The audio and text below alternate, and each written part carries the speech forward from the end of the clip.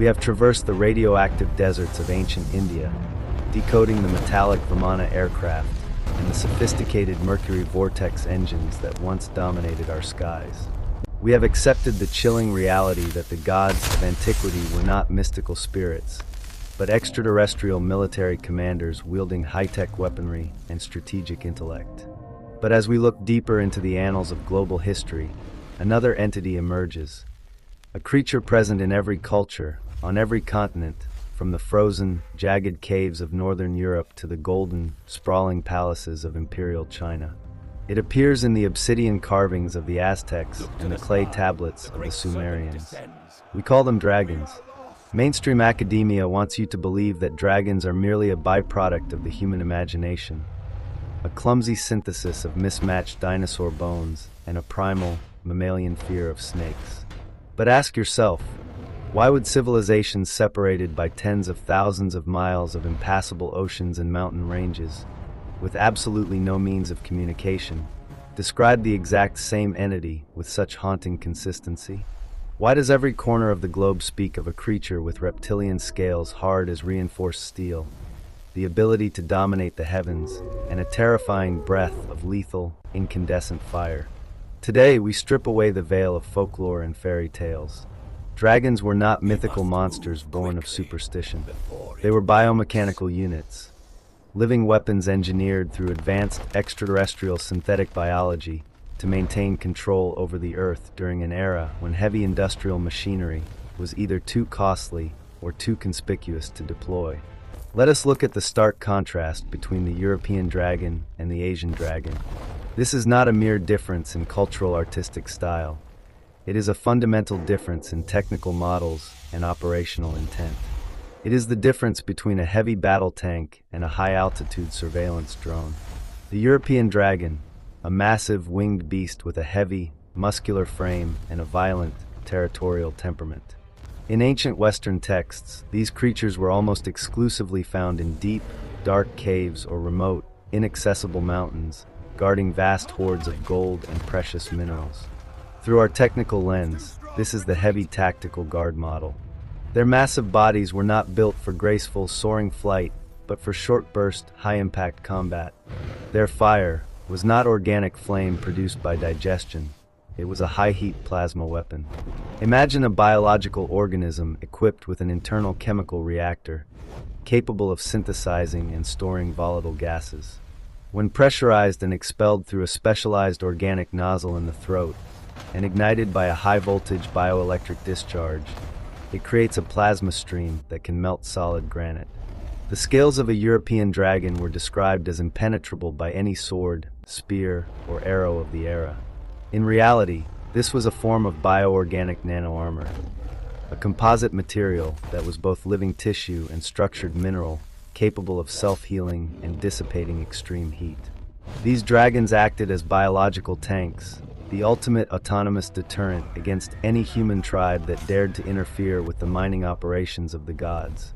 They were the security guards of the Anunnaki, programmed with a search and destroy protocol for anyone approaching their designated gold deposits. Now look at the Asian dragon, the long. They are long, serpentine, and elegant, moving with a fluid grace that defies the laws of physics. They possess no wings, yet they are described in the I Ching and other ancient texts as soaring effortlessly through the clouds, controlling the rains, and manipulating the very weather itself. This is the atmospheric surveillance and environmental model. The ability of the Asian dragon to fly, without the need for massive wings or aerodynamic lift, is a direct result of anti-gravity technology integrated into their very skeletal structure. By utilizing internal ion-charged air sacs and a biomagnetic nervous system, they could interact with the Earth's magnetic field to achieve lift. Unlike their European counterparts, Asian dragons were silent, flexible, and symbolized the power of administration rather than pure destruction. They didn't guard gold in a primal, aggressive way. They guarded the mandate of heaven, the order and balance of the environment. They operated as mobile biological satellites, allowing the extraterrestrial overseers to monitor agriculture, water levels, and weather patterns. They ensured that the human nursery remained productive and stable, serving as the celestial eyes of the masters. But why were both types of dragons, regardless of their model, obsessed with gold and precious metals? Legend tells us that dragons slept on piles of gold as if they were obsessed with wealth. The truth is much more pragmatic and cold. Dragons were programmed to collect and protect the gold element, the core material that the Anunnaki and other star-traveling factions required to sustain their advanced technology and repair the atmosphere of their home worlds. A dragon's lair was not a nest for an animal. It was a strategic storage depot, a logistics hub where resources were consolidated and held until they could be ferried to massive motherships orbiting the planet. The dragon's hoard was simply a mineral shipment awaiting pickup. When the gods eventually departed during the great celestial retreats, or when the extraterrestrial civil wars reached a stalemate, these biological entities were abandoned. Without technological maintenance, without their command and control links, and without the high-energy nutrients provided by their masters, they became feral and territorial. They were the leftover hardware of a forgotten occupation. Eventually, as their systems degraded over centuries, they were hunted to extinction by the first organized human warrior cults, the legendary dragon slayers. These heroes were not just killing monsters, they were reclaiming the hordes of technology and gold left behind by the old masters, using the very weapons the gods had taught them to forge. The story of dragons is the ultimate proof that the line between life and machine was blurred in the ancient world. But to engineer the nano-armor of a dragon, or to manipulate the anti-gravity fields in their serpentine bones, the gods needed something more fundamental than biology. They needed a constant, reliable source of power. We take immense pride in our 21st century technology. We boast about our global power grids, our wireless signals, and the genius of men like Tesla and Edison.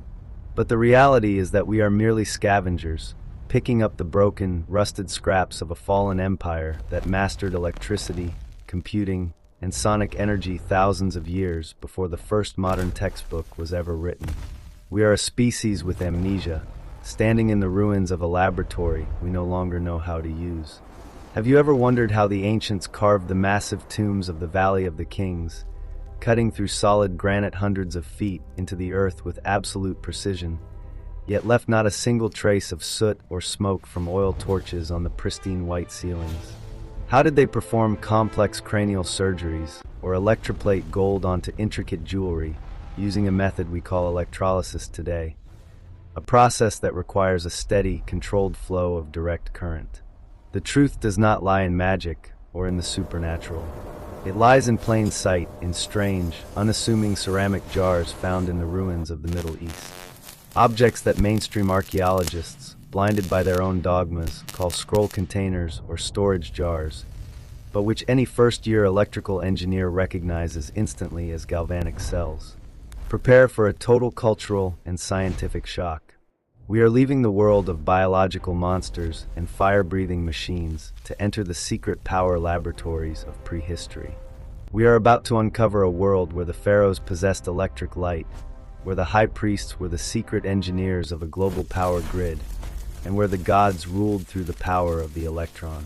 Stay tuned for episode 19, the Baghdad Battery, Prehistoric Electricity, and the Secret Grid. You are about to see that the ancient world was far brighter, more electrified, and more advanced than anything you were ever taught in school. The gods didn't just bring the fire of the mind, they brought the current that powered civilization. I will see you at the power station of the gods. The grid is turning back on. Next step. This expanded script provides the technical depth and narrative pacing required for a high-quality, long-form video. Should I begin the full English script for episode 19? The Baghdad Battery?